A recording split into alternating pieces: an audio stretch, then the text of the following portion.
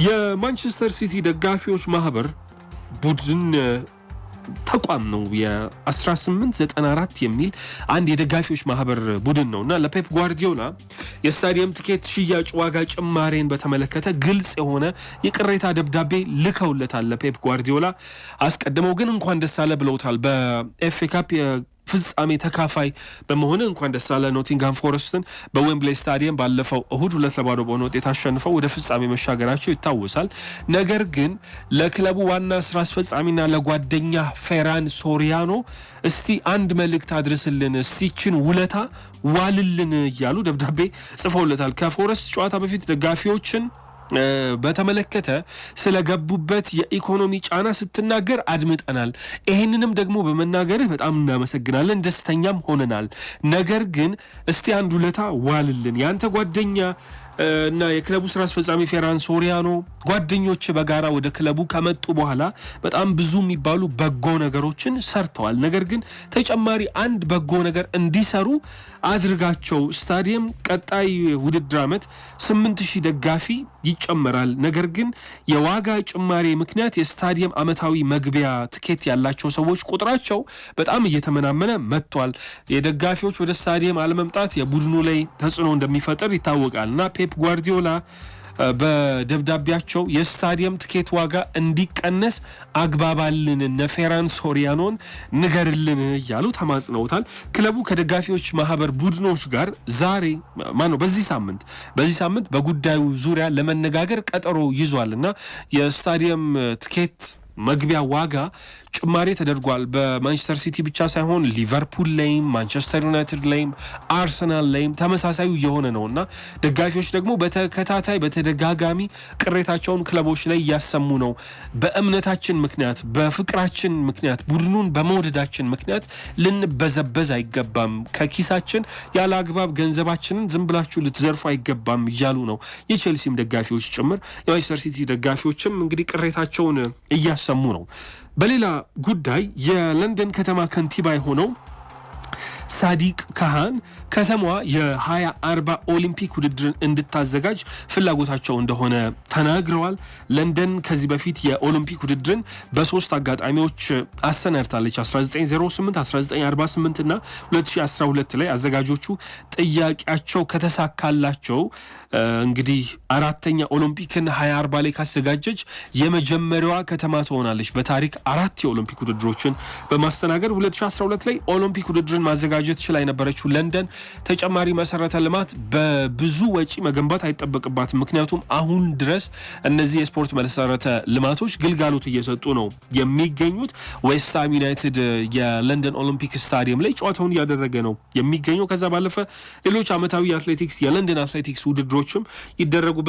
ካህን ከ2016 ጀምሮ የከተማዋ ከንቲባ ሆኖ እየሰራ ይገኛል።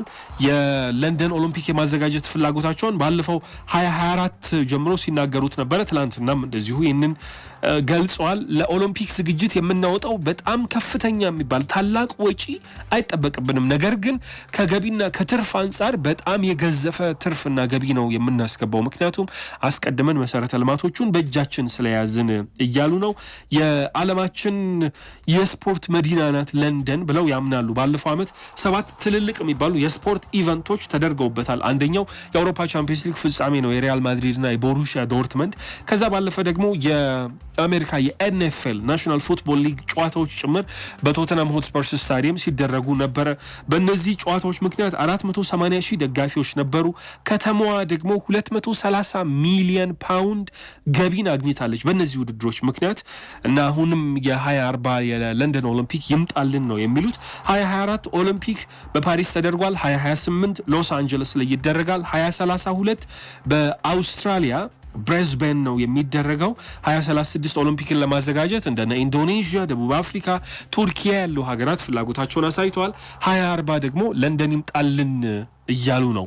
በሌላ ጉዳይ ማርከስ ራሽፎርድ እስከ ውድድር ዓመቱ መጨረሻ ድረስ በጉዳት ምክንያት ከጨዋታ ውጪ ሊሆን እንደሚችል የዚ አትሌቲኮ ጋዜጠኛ ዴቪድ ኦርነስቴን እያስነበበ ነው የሚገኘው። የ27 ዓመቱ ማርከስ ራሽፎርድ በሳምንቱ መጨረሻ በኤፍኤ ካፕ የግማሽ ፍጻሜ ጨዋታ ከክሪስታል ፓላስ ጋር አለመሰለፉና የቡድን ስብስብ ውስጥ አለመካተቱ በርካቶችን ግር አሰኝቶ ነበረ። አሰልጣኙ ኡናይ ኤምሪ ለጥቂት ሳምንታት ከጨዋታ ይርቃል ብለው ነበረ። ነገር ግን የገጠመው የጡንቻ ጉዳት ይህንን ተጫዋች እስከ ውድድር ዓመቱ መጨረሻ ከጨዋታ ውጪ ሊያደርገው ይችላል። ምክንያቱም ከጡንቻ ጉዳቱ አገግሞ ወደ ሜዳ በሚመለስበት ሰዓት ግንቦት መጨረሻ አካባቢ የመጨረሻ ጨዋታውን አስቶን ቪላ የሚያደርገው ከማንቸስተር ዩናይትድ ጋር ነው። ይህንን ደግሞ መሰለፍ አይችልም። ምክንያቱም ማንቸስተር ዩናይትድ ባለቤት ክለቡ ነው፣ እናት ክለቡ ስለሆነ ከነርሱ ጋር መጫወት አይችልም። ከዚያ በፊት ያለው የቶተንሃም ጨዋታ ላይ ደግሞ የመድረስ እድሉ በጣም ከፍ ዝቅ ያለ ነው እየተባለ ነው።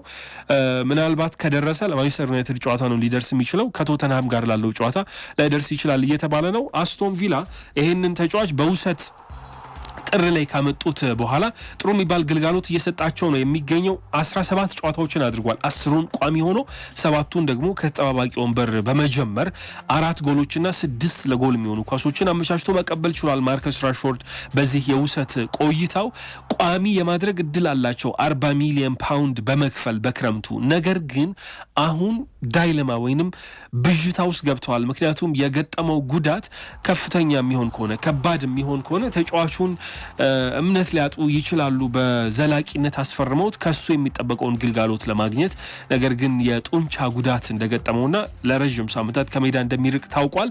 ለጉዳቱ ግን ማስታመሚያ ወይም መታከሚያ እንዲሆን ቀዶ ጥገና አያስፈልገውም ተብሏል።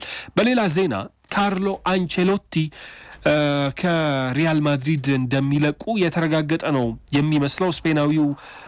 የስፔኑ ክለብ ጣሊያናዊውን አሰልጣኝ በውድድር ዓመቱ መጨረሻ ላይ ሊያሰናብታቸው እንደሆነ፣ ለነገሩ በራሳቸው ፍቃድ ነው ሊለቁ የሚችሉት። ምክንያቱም እሳቸው 2026 ድረስ በሪያል ማድሪድ የመቆየት ምርጫ አላቸው ኮንትራቱ ስላለ። ነገር ግን ከክለቡ ጋር ለመለያየት እንደወሰኑና ለስታፍ አባሎቻቸውና ለክለቡ የውስጥ ሰዎች ይሄንን እንደተናገሩ ነው እየተገለጸ የሚገኘው። የላሊጋ የውድድር ዘመኑ ከተጠናቀቀ በኋላ በሚኖረው የክለቦች ዓለም ዋንጫ ላይ ክለቡን ላለመምራት እንደወሰኑ ተነስቷል። አዲስ አሰልጣኝ ክለቡ እያፈላለገ ነው። ሻቢ አሎንሶ የቀድሞ የሪያል ማድሪድ ተጫዋች አማራጭ ተደርጎ ተይዟል። ሰውየው ብራዚል ብሔራዊ ቡድንን ለመረከብ ተስማምቷል። ሰኔ ላይ የብራዚል ዋና አሰልጣኝ ሆነው ኮንትራታቸውን ይፈርማሉ። የ1 ዓመት ኮንትራት ይፈርማሉ ነው የተባለው። እስከ 2026 ይቆያል።